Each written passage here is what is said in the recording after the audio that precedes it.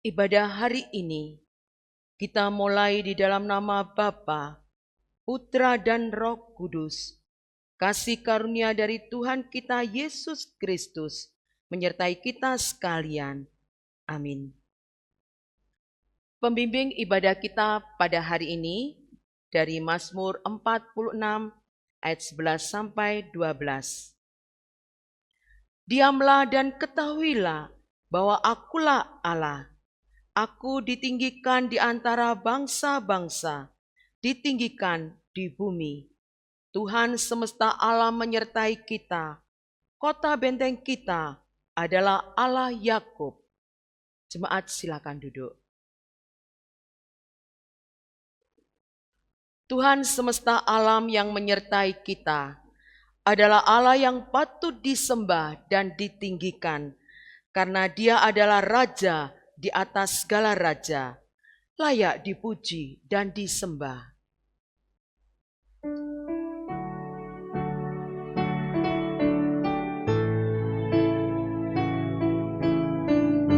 Layak dipuji dan disembah, Kaulah yang bertakhta. Layak dipuji disembah, Kaulah yang bertakhta, dulu sekarang dan selamanya, Raja atas segala raja, namamu besar termulia.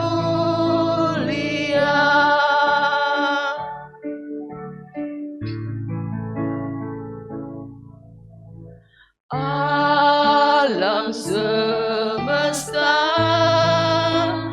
melukiskan kebesaran Tuhan. Bumi dan surga menyanyikan kemuliaan namamu.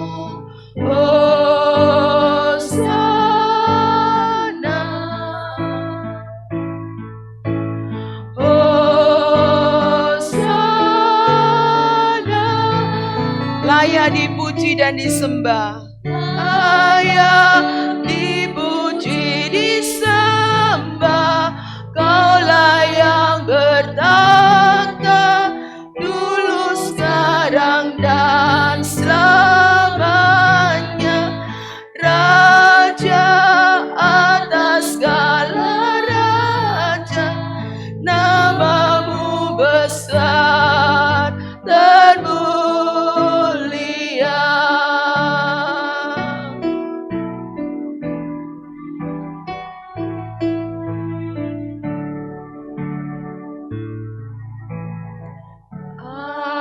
Alam semesta melukiskan kebesaran Tuhan. Bumi dan surga menyanyikan kemuliaan namamu. Hosana,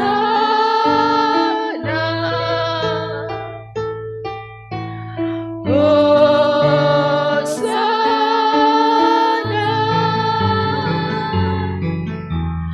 Layak dipuji disembah, Kaulah yang bertakhta, dulu sekarang dan selamanya, Raja atas segala raja, namamu besar termulia. Layak dipuji dan disembah, layak. Jemaat silakan berdiri. Kaulah yang bertakhta, dulu sekarang dan selamanya, Raja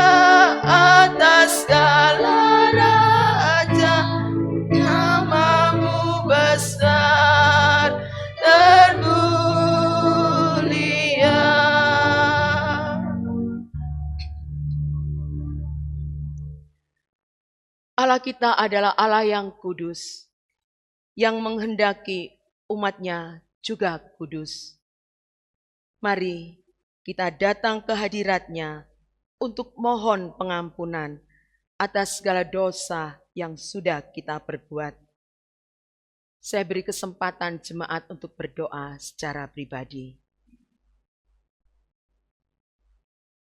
Bapa di surga yang penuh kasih, kami datang ke hadirat-Mu untuk mengakui segala dosa dan pelanggaran yang sudah kami lakukan, yang tidak seturut dengan firman-Mu. Kehidupan kami tidak menjadi saksi yang memberkati sesama, bahkan cenderung untuk menyakiti, baik dalam perkataan, perbuatan, dan pikiran kami. Ampuni dosa kami, Bapa. Darah pengorbanan-Mu yang kudus kiranya membasuh dan memulihkan kami. Terima kasih, Bapa. Dalam nama Tuhan Yesus, kami bersyukur atas pengampunan dosa kami. Amin. Jemaat silakan duduk. Bersyukur Tuhan kita adalah Allah yang penuh dengan kasih, anugerah dan rahmat-Nya melimpah di dalam kehidupan kita, yang melayakkan kita untuk melayaninya. Besar anugerah-Mu.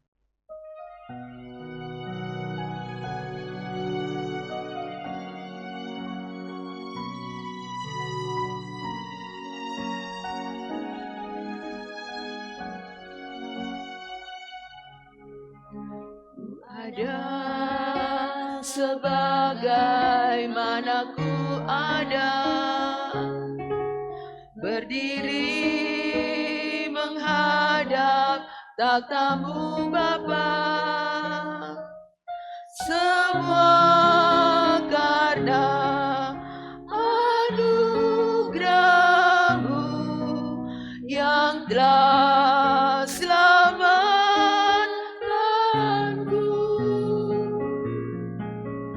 Ku hidup dalam segala kelimpahan, ku layak untuk melayani Tuhan.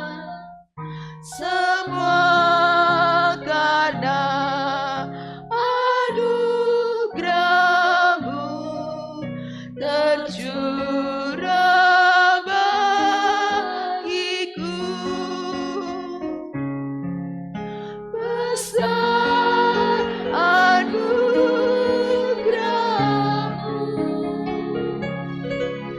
berlimpah kasih-Mu.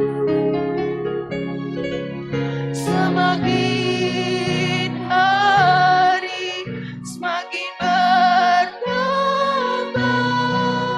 besar anugerah-Mu.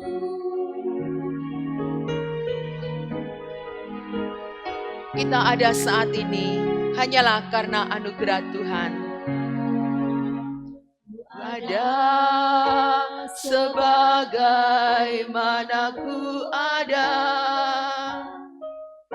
berdiri menghadap takhta-Mu Bapa. Semua karena anugerah-Mu yang telah selamatkanku. Ku hidup dalam segala kelimpahan, ku layak untuk melayani Tuhan.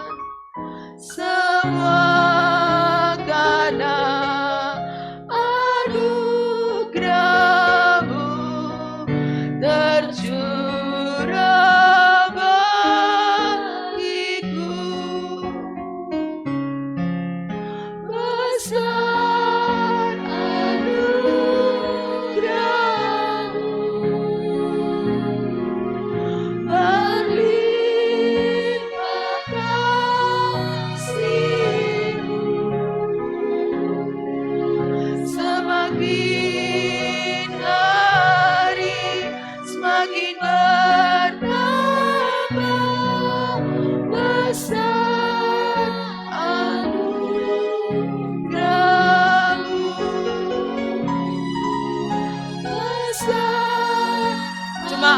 silakan berdiri.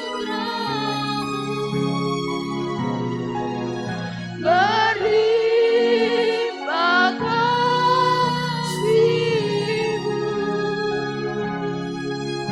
semakin hari semakin bertambah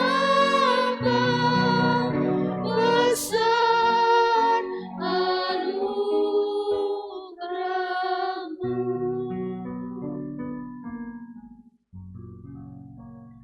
Inilah berita anugerah bagi kita yang tulus mengaku dosa di hadapan Tuhan.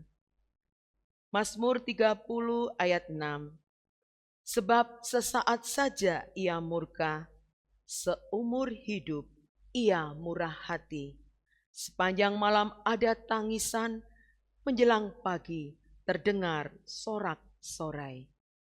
Puji Tuhan, marilah kita hidup seturut dengan firman-Nya yang menjadi penuntun melalui petunjuk hidup baru. Mari kita baca mulai dari natsnya. 1, 2, 3. Yesaya 40 ayat 31. Tetapi orang-orang yang menanti-nantikan Tuhan mendapat kekuatan baru. Mereka seumpama raja wali yang naik terbang dengan kekuatan sayapnya. Mereka berlari dan tidak menjadi lesu. Mereka berjalan dan tidak menjadi lelah. Kita lanjutkan dengan ayat mas kita. Kita mulai dari natsnya. 1, 2, 3. Galatia 5 ayat 1. Supaya kita sungguh-sungguh merdeka, Yesus telah memerdekakan kita. Karena itu berdirilah teguh dan jangan mau lagi dikenakan kuk perhambaan. Jemaat silakan duduk.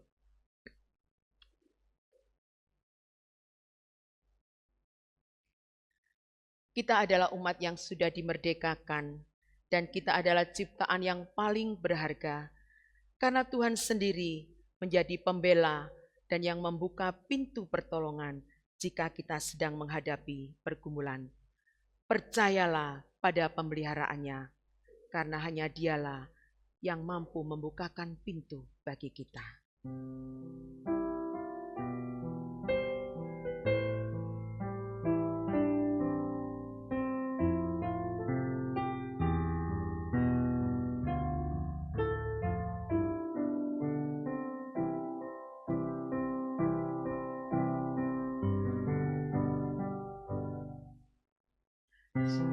Segala perkaraku serahkan padamu,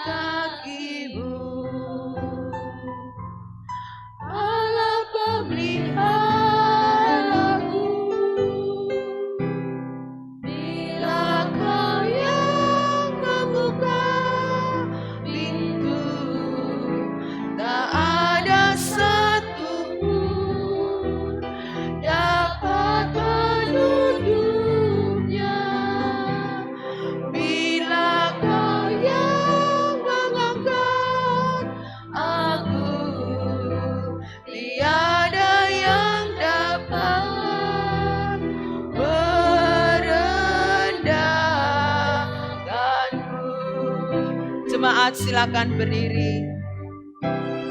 Bila kau yang membuka pintu,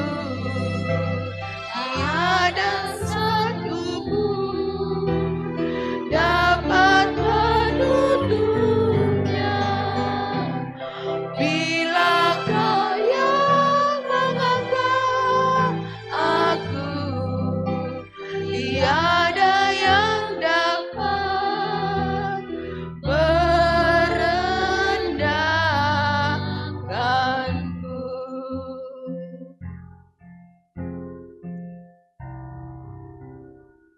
Allah yang memelihara kita, yang membela kita, Dia juga yang memampukan kita, memberikan kekuatan untuk kembali dengan penuh rasa percaya diri, mengakui iman rasuli. Mari dengan tulus hati kita menyatakan pengakuan iman rasuli yang berbunyi, aku percaya kepada Allah, Bapa yang Maha Kuasa, Khalik langit dan bumi, dan kepada Yesus Kristus anaknya yang tunggal Tuhan kita, yang dikandung dari Roh Kudus, lahir dari anak darah Maria, yang menderita sengsara di bawah pemerintahan Pontius Pilatus, disalibkan, mati dan dikuburkan, turun ke dalam kerajaan maut. Pada hari yang ketiga, naik ke surga, duduk di sebelah kanan Allah, Bapa yang Maha Kuasa. Dan dari sana Ia akan datang untuk menghakimi orang yang hidup dan yang mati. Aku percaya kepada Roh Kudus, gereja yang kudus dan am, persekutuan orang kudus, pengampunan dosa, kebangkitan tubuh, dan hidup yang kekal. Amin. Jemaat silakan duduk. Kita akan menyampaikan segala rasa syukur dan pergumulan kita dalam doa syafaat. Saya persilakan Evangelis Hana untuk memimpin kita.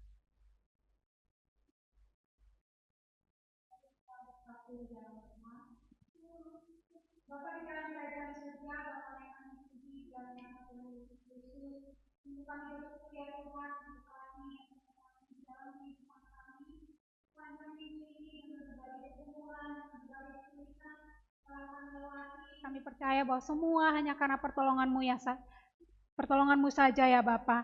Pada saat ini ya Tuhan, kami datang bersama-sama dengan setiap permohonan kami. Kami berdoa ya Tuhan, kiranya Tuhan menolong kami. Semakin hari kami boleh semakin bertumbuh di dalam iman kepada Tuhan. Kami boleh semakin dewasa di dalam kerohanian kami. Tuhan menolong kami ya Tuhan, supaya ketika di rumah, dimanapun itu, kami boleh semakin setia di dalam merenungkan firman Tuhan, setia di dalam berdoa, setia di dalam bersekutu, sehingga semakin hari kami boleh semakin bertumbuh di dalam Tuhan.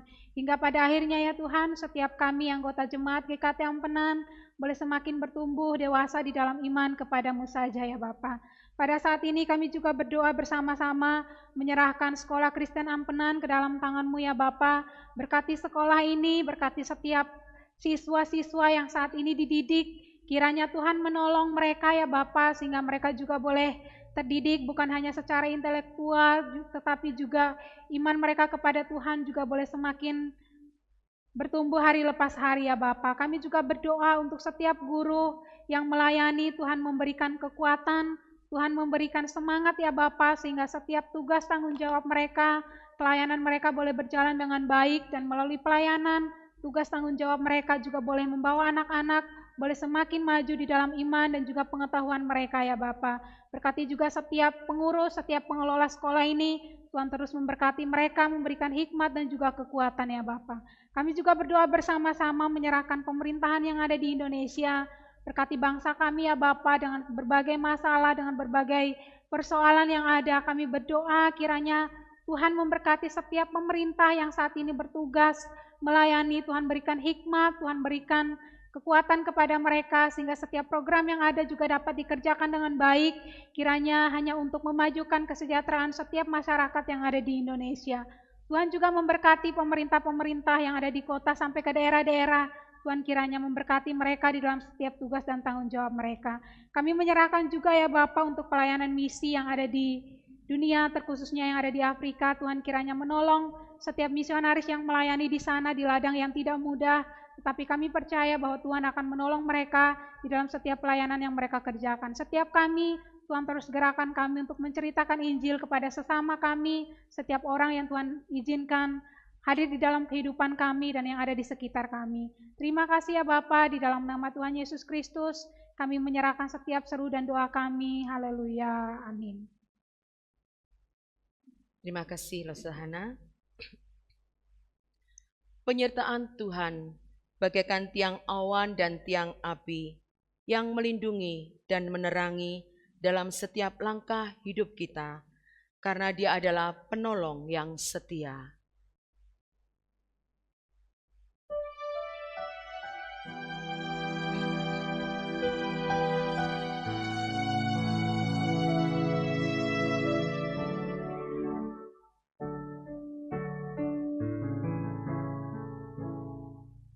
Saat ku berjalan,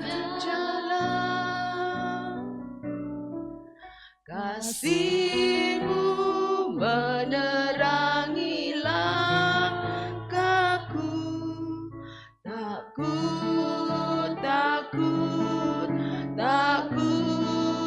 bimbang, karena ku tahu Kau bersamaku. Kau lebih tahu yang terbaik bagiku. Kau lebih sanggup pulihkan hidupku. Ku berserah, ku percaya, hanya Yesus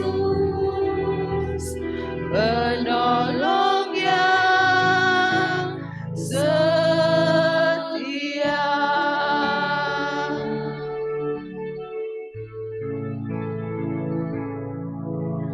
Saat ku berjalan,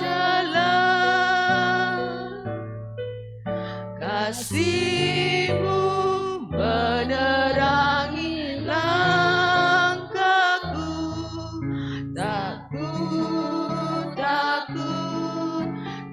ku bimbang, karena ku tahu Kau bersamaku. Kau lebih tahu yang terbaik bagiku. Kau lebih sanggup pulihkan hidupku.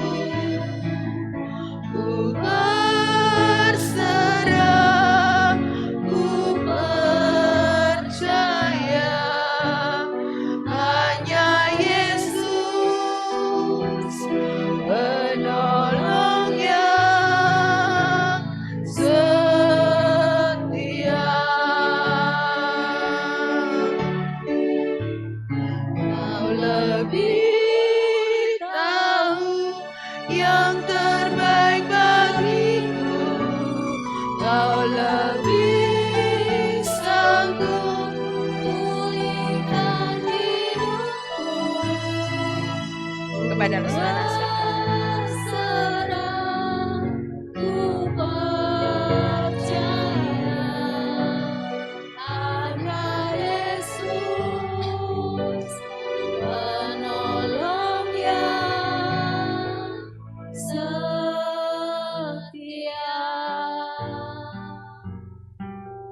Berkumpul dan bersekutu bersama-sama semua karena anugerah-Mu ya Tuhan. Dan pada saat ini kami akan merenungkan firman Tuhan. Kiranya Tuhan mari hadir memberkati sehingga penyampaian firman Tuhan pada pagi hari ini boleh berjalan dengan baik seturut dengan kehendak-Mu. Di dalam nama Tuhan Yesus Kristus kami berdoa dan mengucapkan syukur. Haleluya. Amin. Shalom. Selamat pagi Bapak Ibu Jemaat yang dikasihi Tuhan. Sekali lagi shalom. Mari bersama-sama kita akan merenungkan firman Tuhan pada pagi hari ini. Saya mengajak kita buka bersama-sama di dalam surat Ibrani, pasal yang ke-10, ayat yang ke-32 hingga ayat yang ke-39. Ibrani pasal yang ke-10, kita akan membacakan ayat yang ke-32 hingga ayat yang ke-39.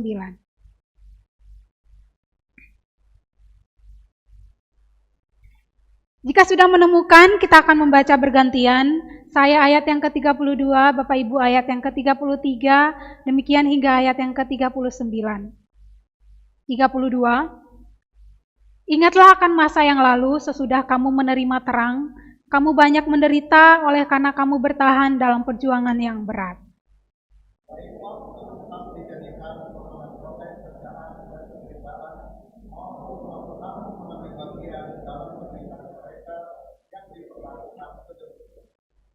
Memang kamu telah turut mengambil bagian dalam penderitaan orang-orang hukuman, dan ketika harta kamu dirampas, kamu menerima hal itu dengan sukacita, sebab kamu tahu bahwa kamu memiliki harta yang lebih baik dan yang lebih menetap sifatnya.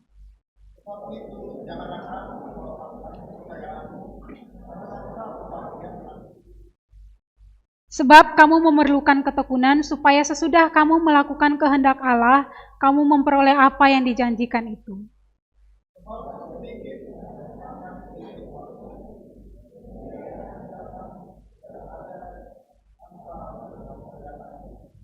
Tetapi orangku yang benar akan hidup oleh iman, dan apabila ia mengundurkan diri, maka aku tidak berkenan kepadanya. 39 bersama-sama, 3, 4. Tetapi kita bukanlah orang-orang yang mengundurkan diri dan binasa, tetapi orang-orang yang percaya dan yang beroleh hidup.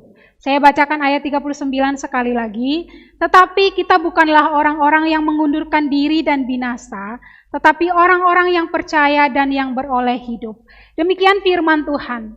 Firman Tuhan pada pagi hari ini akan kita renungkan bersama-sama dengan tema bangkit dari kejatuhan. Bapak Ibu Saudara yang dikasihi Tuhan, surat Ibrani yang baru saja kita baca adalah sebuah surat yang dikirim tujuannya untuk menguatkan iman sebagian orang Kristen yang ada di Ibrani.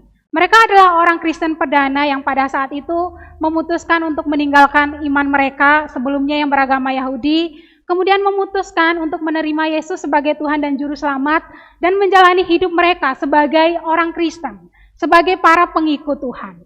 Di dalam proses mereka menjalani kehidupan mereka sebagai orang Kristen, Bapak Ibu, ternyata mereka menghadapi situasi yang sangat-sangat tidak mudah. Saat itu mereka mendapat banyak tekanan dari orang-orang beragama Yahudi. Mereka diserang habis-habisan. Secara ekonomi mereka sulit untuk berkembang karena sulit bagi mereka untuk mencari pekerjaan. Karena pada saat itu bagi orang Yahudi, orang Kristen itu sebuah ancaman, sehingga mereka sangat-sangat diserang, mereka sangat-sangat dibatasi di dalam pekerjaan mereka. Kemudian secara sosial juga mereka itu tidak mendapat perlakuan yang baik dari sesama mereka. Sesama mereka ketika melihat mereka sebagai orang Kristen, sebagai orang percaya, mereka itu diserang ya. Oh, kamu orang Kristen, kamu meninggalkan iman kamu meninggalkan iman yang selama ini kamu hidupi, kamu menjadi orang Kristen, kamu menjadi orang percaya. Mereka diolok-olok, mereka menjadi bahan tertawaan banyak orang, sehingga mereka itu berada dalam situasi yang tentunya sangat-sangat tidak mudah. Nah Bapak Ibu, di dalam keadaan seperti ini, awalnya Bapak Ibu, mereka itu kuat di dalam iman, mereka itu semangat di dalam menghadapi situasi itu. Tetapi sampai di satu titik Bapak Ibu, mereka mengalami kelelahan. Bukan hanya secara fisik, tetapi mereka juga mengalami kemunduran secara rohani, iman mereka mulai berkurang. Dikatakan kalau Bapak Ibu perhatikan dari pasal 19 sampai ayat 19 sampai ayat yang ke-31, itu dikatakan mereka mengalami sebuah kemunduran yang cukup luar biasa di dalam hal kerohanian. Di dalam pasal yang kelima dan juga pasal-pasal setelahnya, penulis kitab Ibrani berulang kali mengingatkan mereka, jangan mundur di dalam iman, jangan menjadi orang yang murtad, jangan meninggalkan iman, karena memang pada saat itu di tengah situasi yang begitu sulit, mereka itu terpengaruh. Mereka itu sempat berpikir untuk meninggalkan iman mereka. Bukan hanya berpikir, ada sebagian yang memang sudah memutuskan untuk meninggalkan iman mereka. Jadi kalau Bapak Ibu saya mau merangkum sedikit perjalanan iman dari orang-orang Kristen yang ada di Ibrani, itu perjalanannya kurang lebih seperti ini ya. Pertama, mereka beragama Yahudi, memilih untuk menjadi orang Kristen, memilih untuk menjadi pengikut Tuhan. Setelah itu mendapat tekanan yang luar biasa. Awalnya mereka kuat di dalam menghadapi tekanan itu, tetapi lama-kelamaan mereka juga lelah. Karena kelelahan itu membuat mereka juga mundur di dalam hal kerohanian. Setelah mengalami kemunduran juga di dalam kerohanian, mereka mendapat surat ini yang berisi penguatan, yang berisi nasihat, yang pada akhirnya juga memulihkan kehidupan mereka. Bapak Ibu Saudara yang dikasihi oleh Tuhan, kejatuhan atau kegagalan yang dialami oleh orang-orang Kristen yang ada di Ibrani pada saat itu bukan hanya sekedar, oh saya tidak semangat lagi di dalam melayani, oh saya tidak mau lagi bergabung di dalam komunitas. Karena memang Bapak Ibu di ayat yang ke-25 dikatakan beberapa orang mulai menarik diri dari komunitas. Mereka bukan hanya jatuh di dalam hal-hal seperti ini Bapak Ibu. Di dalam pasal ayat 28 sampai ayat yang ke-29 sampai 31, itu dikatakan ada sebuah dosa yang lebih serius. Dikatakan mereka tidak lagi menghargai karya pengorbanan yang telah Kristus lakukan di dalam kehidupan mereka. Jadi bermula dari masalah yang mereka hadapi, terus-menerus dihantam dengan berbagai masalah, membuat iman mereka lemah, membuat mereka tidak lagi kuat, jenuh. Pada akhirnya mereka begitu mudah untuk tidak lagi menghargai karya pengorbanan yang telah Kristus lakukan dalam hidup mereka. Dan karena itu mereka juga semakin mengalami kemunduran di dalam kerohanian mereka. Bapak Ibu Saudara yang dikasihi oleh Tuhan, kalau kita melihat kehidupan kita kurang lebih sama seperti orang Kristen yang berada di Ibrani. Bukan hanya mereka yang jatuh, kita orang-orang Kristen hari ini pun seringkali mengalami kejatuhan. Bapak Ibu Saudara yang dikasihi Tuhan, kitab Ibrani, kalau kita perhatikan dari pasal 1 sampai pasal yang terakhir, itu hanya fokus pada dua hal. Yang pertama, fokus pada pengajaran doktrin. Karena kalau Bapak Ibu perhatikan pasal 1, seringkali dijelaskan tentang imam besar, tentang tempat yang kudus, tentang Kristus sebagai perantara.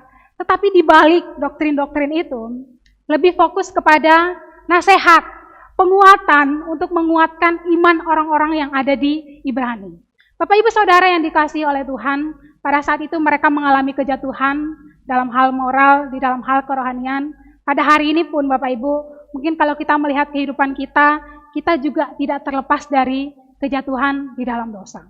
Setiap kita pernah mengalami kejatuhan dalam dosa. Saya sebagai hamba Tuhan, rekan-rekan hamba Tuhan, Bapak Ibu sebagai jemaat pun pernah mengalami kejatuhan. Kita banyak menyaksikan Bapak Ibu, hamba-hamba Tuhan yang mungkin sudah melayani dengan sangat luar biasa, sering berada di mimbar, orang yang sangat terkenal pun jatuh di dalam dosa. Mereka pun tidak terlepas dari dosa. Kita banyak menemukan contoh-contoh yang ada di sekitar kita, yang ada di sosial media, yang menunjukkan Bapak Ibu bahwa setiap kita, orang-orang Kristen, orang-orang yang setia melayani Tuhan, yang mengaku pengikut Tuhan pun tidak terlepas, tidak terluput dari dosa. Kita pernah bergumul dengan dosa, kita pernah jatuh di dalam dosa. Tetapi pada hari ini Bapak Ibu, firman Tuhan yang menguatkan jemaat Ibrani kiranya menguatkan kita juga. Setiap kita yang pernah jatuh dalam dosa, atau setiap kita yang saat ini sedang bergumul dengan dosa, yang sedang ingin meninggalkan dosa-dosa yang selama ini kita pelihara. Nasihat pertama bagi setiap kita adalah ketika kita sudah mulai jatuh di dalam dosa, kita ingin meninggalkan Tuhan seperti yang dilakukan oleh orang-orang Ibrani. Hal pertama yang harus kita lakukan adalah ingat semangat kita mula-mula ketika kita memutuskan untuk mengikut Tuhan. Rasul Paulus, penulis kitab ini, setelah dia menjelaskan berbagai akibat yang akan diterima oleh orang-orang Ibrani kalau mereka hidup dengan tidak setia, Rasul Paulus, penulis kitab ini kemudian memberikan satu jalan keluar pertama. Di ayat yang ke-32 dikatakan, ingatlah akan masa yang lalu. Kemudian dijelaskan, dahulunya kamu adalah orang yang sangat kuat, kamu adalah orang yang sangat semangat, orang yang sangat beriman di dalam mengikuti Tuhan. Walaupun kamu dihantam dengan berbagai masalah, berbagai pergumulan, tapi kamu kuat, kamu bisa melewati itu dengan baik. Kemudian kenapa sekarang kamu mengalami kemerosotan? Kenapa sekarang imanmu tidak lagi bertumbuh? Kenapa sekarang kamu tidak lagi begitu bergairah di dalam mengikuti Tuhan? Bapak Ibu Saudara yang dikasihi Tuhan, seringkali kita pun mengalami yang sama ya. Di dalam di dalam ayat yang ke-32, di dalam terjemahan firman Allah yang hidup memberikan terjemahan seperti ini. Janganlah lupa akan hari-hari pertama saudara mengenal Kristus. Sekali lagi, janganlah lupa akan hari-hari pertama saudara mengenal Kristus. Ingatlah bagaimana saudara tetap setia kepada Tuhan meskipun itu berarti penderitaan yang berat. orang-orang Ibrani diberikan jalan keluar pertama adalah lihat kembali bagaimana kehidupan rohanimu yang dulu. Dulu kamu setia, tapi kenapa sekarang kamu tidak lagi setia? Ini jadi pertanyaan untuk kita juga ya Bapak Ibu. Kalau kita melihat awal-awal kita mengenal Tuhan, awal-awal kita memutuskan untuk menerima Tuhan sebagai satu-satunya Tuhan dan Juru Selamat, itu kita menggebu-gebunya luar biasa ya. Bapak Ibu, ada yang masih ingat kapan Bapak Ibu memutuskan untuk menerima Yesus sebagai Tuhan dan Juru Selamat? Mungkin ada tanggalnya, ada waktunya, atau ada momennya yang Bapak Ibu ingat. Saya sangat-sangat ingat pada masa itu, saya SMP kelas 2, saya dibina di kelompok KTB di Perkantas, dibimbing dalam beberapa tahap cukup panjang. Setelah itu saya memutuskan sendiri untuk mengaku bahwa Yesus adalah satu-satunya Tuhan dan Juru Selamat di dalam kehidupan saya. Dan saya melihat sendiri setelah itu, saya mengalami pertumbuhan yang sangat baik. Saya tidak pernah bolong saat teduh, seperti hari ini saya sering bolong, saya mengaku itu. Dulu saya nggak pernah bolong saat teduh. Saya merasa satu kali tidak saat teduh di hari itu rasanya berantakan. Saya merasa hari itu saya tidak bangun relasi dengan Tuhan di pagi hari. Saya rasa hari itu berantakan. Tapi dengan bertambahnya hari, bahkan sampai hari ini Bapak Ibu, saya mengaku, kalau saya melihat ke belakang, kasih saya yang mula-mula kepada Tuhan, itu berubah sangat-sangat jauh. Bapak Ibu, di dalam kitab Wahyu 2 ayat yang keempat, boleh ditampilkan. Tuhan pernah memberi protes ya, mengancam jemaat yang ada di Efesus pada saat itu. Tuhan katakan bahwa mereka kehilangan kasih mula-mula mereka kepada Tuhan. Ini saya tampilkan terjemahan versi firman Allah yang hidup, dikatakan, tetapi ada satu hal yang salah. Kalian tidak mengasihi aku seperti semula. Tuhan katakan ada satu hal yang salah di dalam diri kalian.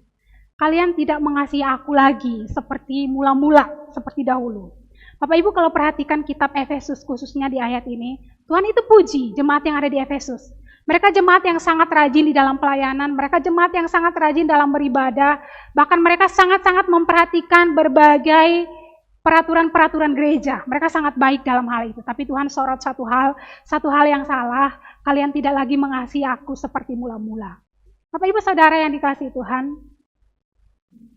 kita seperti jemaat di Ibrani. Kita setia melayani Tuhan, kita sibuk pelayanan ini itu mungkin khususnya kami sebagai hamba Tuhan. Tapi seringkali kita tidak lagi mengasihi Tuhan dengan cara yang sama seperti awal mula ketika kita itu kenal Tuhan. Bapak Ibu ada yang pernah jatuh cinta ya? Pernah dong. Udah sampai menikah, udah sampai punya anak, tentunya pernah merasakan jatuh cinta. Bapak Ibu yang sudah menikah bertahun-tahun masih ingat awal mula ketika berkenalan, awal mula ketika jatuh cinta, awal mula ketika pergi makan yang pertama kali, masih ingat? Masih ingat ya? Pak Ampo masih ingat. Jadi kalau kita mengingat masa-masa itu sangat-sangat indah ya Bapak Ibu. Saya ketika tanya ke mama papa saya, "Mapa, gimana sih dulu awal-awal kalian bertemu, awal-awal kalian jatuh cinta?" Mereka ketika cerita itu lagi, mereka masih senyum-senyum, masih seperti salting-salting gitu. Dan masih sangat terlihat, mereka masih, perasaan cinta itu masih sangat menggebu-gebu ya Bapak Ibu. Bahkan ketika saya tanya ke beberapa jemaat juga, saya pernah tanya, "Gimana sih awal dulu bertemu sama Bapak ini, sama Ibu ini? Gimana sih ceritanya sampai jadian, sampai menikah?" Mereka ketika cerita itu ada satu sukacita yang sangat luar biasa dari mereka sendiri dan juga dari kami yang mendengarkan Bapak Ibu. Jadi ketika berjalannya waktu Bapak Ibu yang sudah menikah, yang sudah berkeluarga, jalannya waktu mungkin ada saat dimana kita rasa kasih kita kok berubah ya. Kan gak sama seperti dulu awal-awal ya. Dulu kita begitu menggebu-gebu, pasangan kita ingin makan ini, walaupun tengah malam kita berjuang pergi cari. Tapi kalau saat ini mungkin disuruh beli sendiri atau Grab atau lain sebagainya ya Bapak Ibu. Kasih itu berkurang. Seringkali kita merasa kasih itu berkurang. Dan seringkali relasi kita dengan Tuhan pun sama. Berkurang. Kita tidak lagi mengasihi Tuhan seperti cara semula. Kita tidak lagi mengasihi Tuhan seperti awal pertama kali kita bertemu Tuhan. Maka hari ini Tuhan panggil kembali. Kalau saat ini kita mulai jatuh di dalam dosa, tidak lagi ingin kembali kepada Tuhan, bahkan seperti orang Ibrani ingin meninggalkan iman, maka Tuhan ingin kita ingat satu hal. Kamu lihat kembali kehidupan kamu dahulu. Mungkin kita kenal Tuhan waktu sekolah minggu, begitu semangatnya kita pergi gereja, begitu semangatnya kita pergi persekutuan. Dulu kita loh sesemangat itu. Kenapa sekarang kita berubah? Kenapa sekarang kita tidak lagi seperti itu? Kenapa kita tidak lagi bergairah untuk bertumbuh di dalam Tuhan? Mungkin ada masalah, ada pergumulan seperti yang dialami oleh orang Kristen di Ibrani. Jika kita mengalami pergumulan atau masalah hari ini, kiranya kita belajar bersama-sama untuk menyelesaikan itu dan belajar bersama-sama untuk memperbaiki hubungan kita dengan Tuhan, memperbaiki rasa cinta kita kepada Tuhan, hingga pada akhirnya kita mengasihi Tuhan seperti awal mula ketika kita itu mengenal Tuhan. Kemudian yang kedua, kita belajar bersama-sama untuk ketika kita tergoda untuk jatuh di dalam dosa, kita tergoda untuk meninggalkan Tuhan, ingat bersama-sama untuk tetap teguh di dalam iman. Bapak Ibu, kalau kita perhatikan di ayat yang ke-35, setelah penulis kitab ini memberikan berbagai kelebihan-kelebihan yang dahulunya dimiliki oleh orang-orang Ibrani, dia kemudian katakan, sebab itu janganlah kamu melepaskan kepercayaanmu karena besar upah yang menantinya. Jangan melepaskan kepercayaanmu. Karena pada saat itu si penulis kitab Ibrani sudah tahu beberapa orang itu sudah ada niat untuk melepaskan iman percaya mereka. Mereka sudah ada niat untuk meninggalkan iman Kristen. Sehingga penulis kitab ini katakan, jangan lepaskan kepercayaanmu, jangan lepas imanmu. Bapak Ibu, hari ini kita menemukan banyak orang yang memilih untuk melepas iman mereka. Banyak orang yang memilih untuk meninggalkan kekristenan, meninggalkan Tuhan yang mereka percaya, yang mengasihi mereka dengan luar biasa selama ini, karena banyak alasan. Beberapa di antaranya, ya mungkin karena mereka mengalami pergumulan dalam hidup, tidak kunjung menemukan jalan keluar, sehingga bagi mereka, Tuhan yang ada di kekristenan itu Tuhan yang tidak hidup. Mereka meninggalkan, pergi, dan ujung-ujungnya menjelekkan orang-orang Kristen juga. Kita banyak menemukan seperti itu. Bapak Ibu Saudara yang dikasihi Tuhan, di dalam berbagai godaan, tantangan yang kita temui, mungkin kita berada di satu sisi di mana kita ingin menyerah, kita ingin meninggalkan iman kita. Maka hari ini diingatkan bersama-sama, kita tetap kuat, kita tetap teguh di dalam iman kita, dan jangan sampai kita menyerah dengan iman yang selama ini kita pegang. Bapak Ibu, di dalam Mazmur 73 ayat yang ke-25, sang pemazmur mengalami pergumulan yang sama. Dia berkata, di dalam pergumulan yang dia hadapi, dia katakan, hampir sebentar lagi aku tergelincir, nyaris hampir jatuh. Dia katakan hampir sebentar lagi dia itu mau meninggalkan iman dia. Karena dia melihat masalah dia begitu banyak. Dia takut akan Tuhan, tetapi kenapa hidupnya dibandingkan dengan orang yang tidak takut Tuhan, itu lebih baik orang yang tidak takut Tuhan. Kenapa orang yang tidak takut Tuhan sehat walafiat, sedangkan dia sakit-sakitan? Dia berada dalam pergumulan yang sangat luar biasa, bahkan sampai satu titik di mana dia itu hampir meninggalkan iman dia. Tetapi di dalam situasi seperti itu, Bapak Ibu, dikatakan dia datang ke hadirat Tuhan, dia berdoa. Dan di dalam doa itu, di dalam hadirat Tuhan, dia menemukan satu jawaban, dia menemukan petunjuk Tuhan yang pada akhirnya membuat dia mengeluarkan satu kalimat seperti ini. Sekalipun dagingku dan hatiku habis lenyap, gunung batuku dan bagianku tetaplah Allah selama-lamanya. Tadinya dia ingin menyerah, tadinya dia ingin meninggalkan iman dia, tetapi setelah dia berdoa, dia bergumul, dia mendapatkan satu kekuatan yang sangat luar biasa, yang pada akhirnya membuat dia mampu katakan, tidak ada satupun yang mampu membuat dia meninggalkan iman dia. Apapun itu, tidak akan pernah membuat dia meninggalkan iman dia. Bapak Ibu Saudara yang dikasihi Tuhan,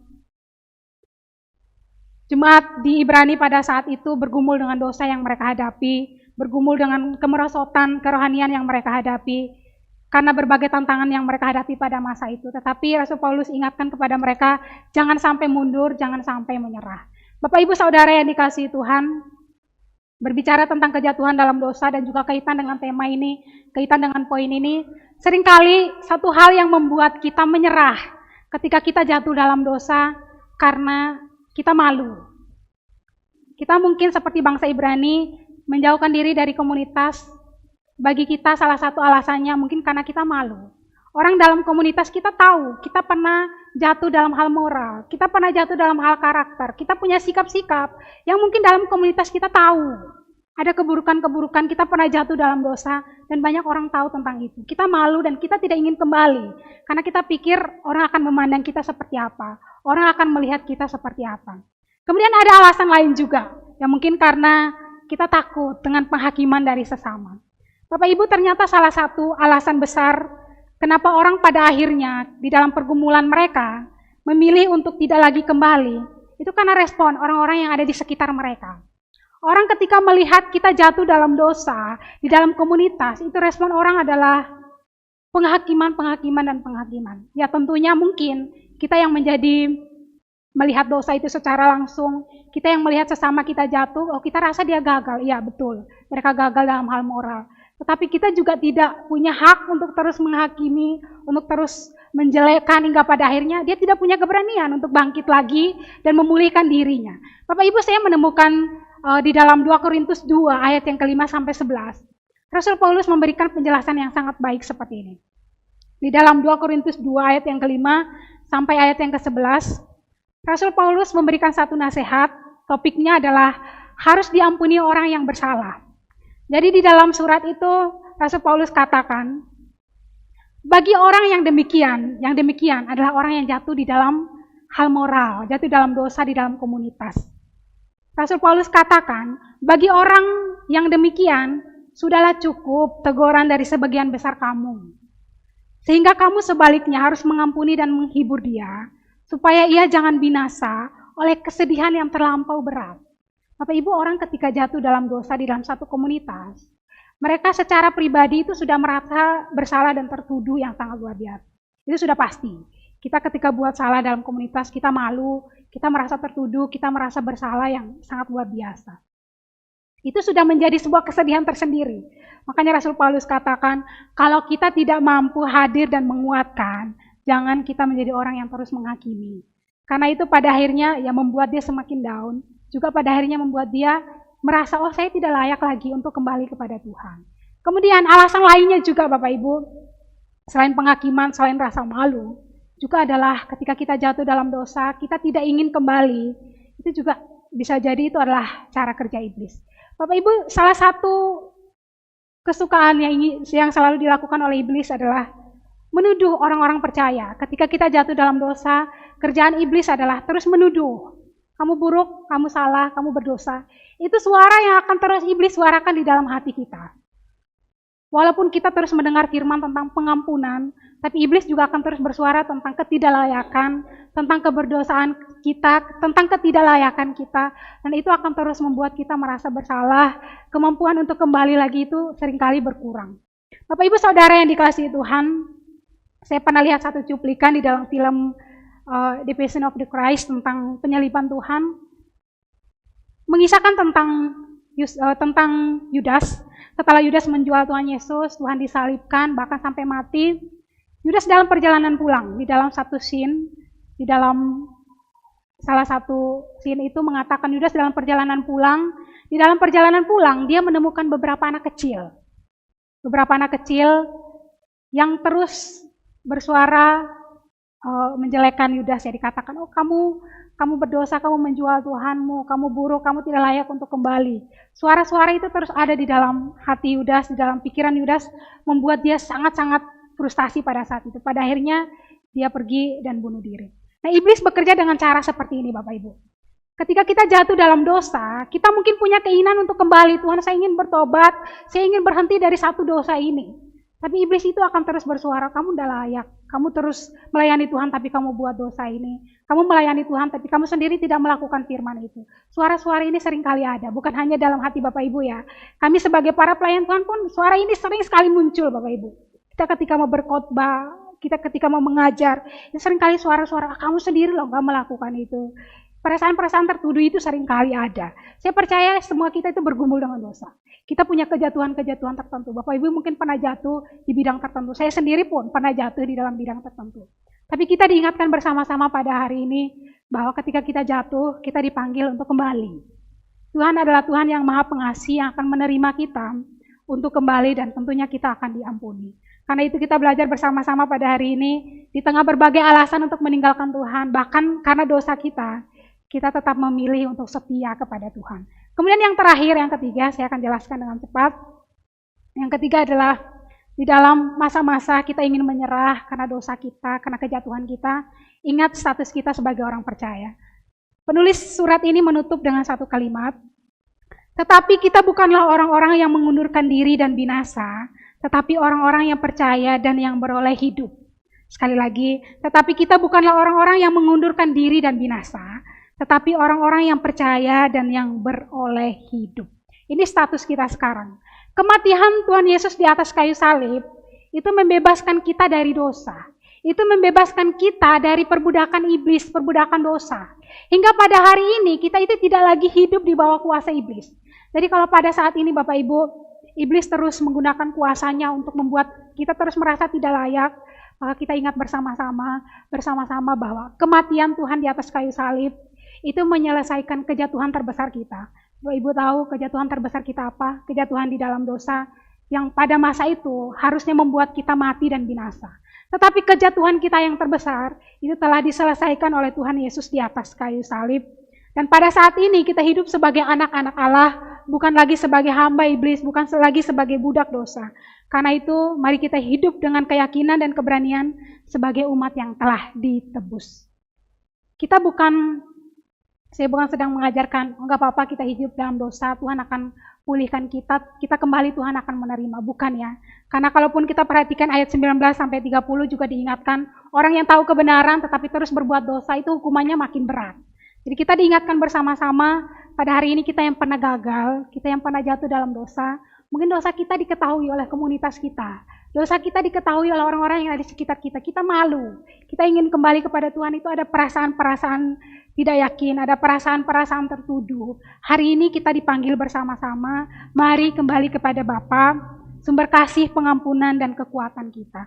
Saya selalu terberkati dengan ilustrasi domba yang hilang. Saya selalu terberkati dengan ilustrasi ini. Dikatakan sang gembala yang adalah Tuhan sendiri rela meninggalkan domba yang 99, pergi mencari domba yang satunya yang tidak taat, yang tadi harusnya jalan mengikuti perintah dari Tuhan. Tapi domba ini karena tidak taat, pergi dan akhirnya tersesat, jatuh di jurang. Tapi Tuhan dengan kasih-Nya yang sangat luar biasa, rela meninggalkan yang 99, yang mungkin hitung-hitungan manusia, udahlah satu itu biarkan hilang, itu dia tidak setia, dia tidak taat, biarkan dia binasa, biarkan dia hilang. Tapi Tuhan rela meninggalkan yang 99, pergi mencari satu yang hilang, dibawa kembali dan dikasihi dengan luar biasa. Bapak Ibu, itu berharganya jiwa kita, itu berharganya diri kita di hadapan Tuhan. Karena itu kita belajar bersama-sama hari ini, kalau kita sudah mulai jauh dari Tuhan, kita sudah mulai melangkah jauh dari Tuhan, kasih kita kepada Tuhan mulai berkurang setiap hari, kita diingatkan kembali kepada Tuhan. Seperti jemaat Ibrani diajak untuk kembali lagi. Kasih Tuhan seperti cara kamu mengasihi Tuhan semula. Hari ini pun kita diajak untuk kembali mengasihi Tuhan. Dosa-dosa yang saat ini kita gumuli, kita bawa bersama-sama di hadapan Tuhan. Dosa-dosa yang selama ini mungkin menjadi bahan overthinking kita, mungkin selama ini menjadi bahan penyesalan kita. Kita belajar untuk melepas itu, kita belajar untuk kembali kepada Tuhan, karena Tuhan berjanji akan menerima dan memulihkan kita. Mari kita berdoa. Bapa di dalam kerajaan surga, kami bersyukur pada pagi hari ini karena salah satu kejatuhan terbesar kami yaitu dosa telah Tuhan selesaikan di atas kayu salib. Kiranya Tuhan menolong kami ya Bapa di dalam menjalani kehidupan kami hari lepas hari. Kami juga masih sering kali bergumul di dalam dosa, bahkan kami masih tidak bisa terlepas dari dosa-dosa yang terus kami lakukan sampai pada saat ini. Kami mau berdoa ya Tuhan, kiranya Tuhan menolong kami, Tuhan memampukan kami ya Bapa, hingga pada akhirnya kami boleh hidup dengan setia di hadapan hadirat-Mu ya Tuhan. Di dalam keberdosaan kami bersyukur karena Tuhan telah mencari dan memanggil kami pulang. Karena itu Tuhan kiranya menuntun kami untuk kembali kepadamu, menuntun kami untuk kembali mengasihi Engkau seperti semula kami mengasihi Engkau. Terima kasih ya Bapa, inilah doa dan permohonan kami. Di dalam nama Tuhan Yesus Kristus kami berdoa dan bersyukur. Haleluya. Amin. Jemaat yang mengasihi Tuhan, kita akan bersama-sama menyerahkan rasa syukur kita dalam persembahan. Mari kita landasi dengan firman Tuhan dari Matius 6 ayat 3 sampai 4. Tetapi jika engkau memberi sedekah, janganlah diketahui tangan kirimu apa yang diperbuat tangan kananmu. Hendaklah sedekahmu itu diberikan dengan tersembunyi, maka Bapamu yang melihat yang tersembunyi akan membalasnya kepadamu. Penuh rasa syukur kita serahkan persembahan kita, sembari kita pujikan tiap langkahku.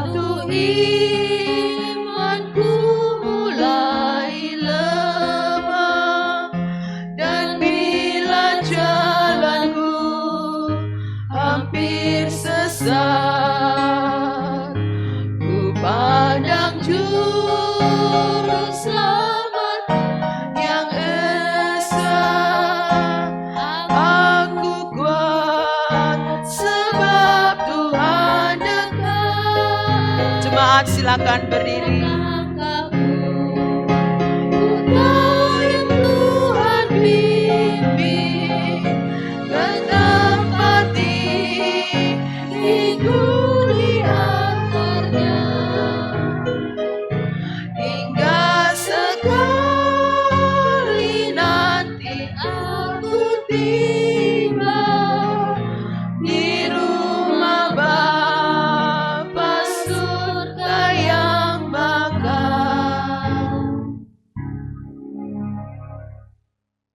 Mari kita berdoa. Bapa di surga, penuh rasa syukur kami datang membawa persembahan ke hadirat-Mu. Berkati persembahan ini Bapa untuk pelayanan di gereja, bahkan bisa menjadi sarana pelayanan yang lebih luas untuk kemuliaan Tuhan. Berikan hikmat bagi para penatua yang mengelolanya.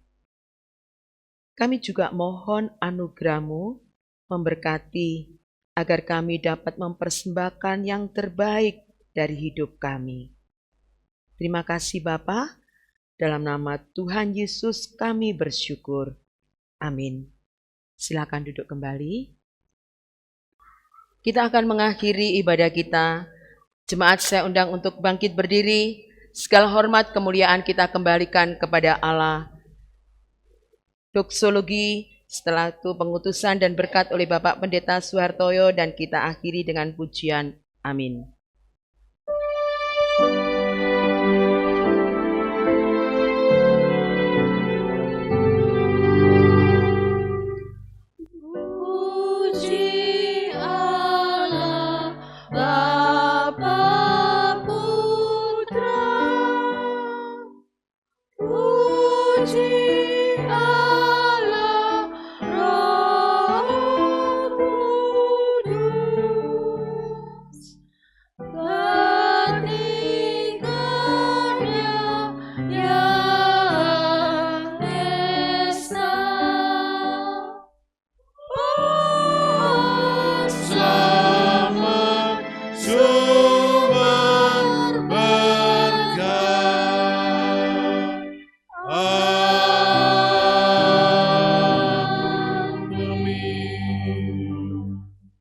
Kiranya kasih dari Allah Bapa di surga yang mulia, kiranya anugerah keselamatan di dalam Tuhan kita Yesus Kristus yang sudah mati, bangkit naik ke surga, memberikan kemerdekaan yang sejati buat kita.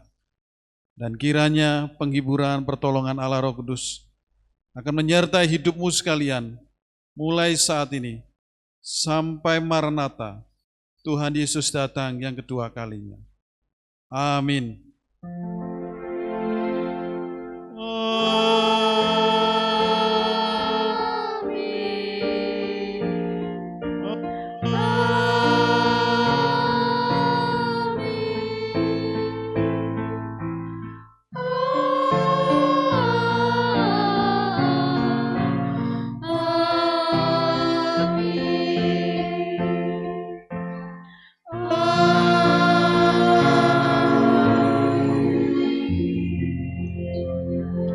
Silakan duduk untuk bersaat teduh. Ibadah selesai.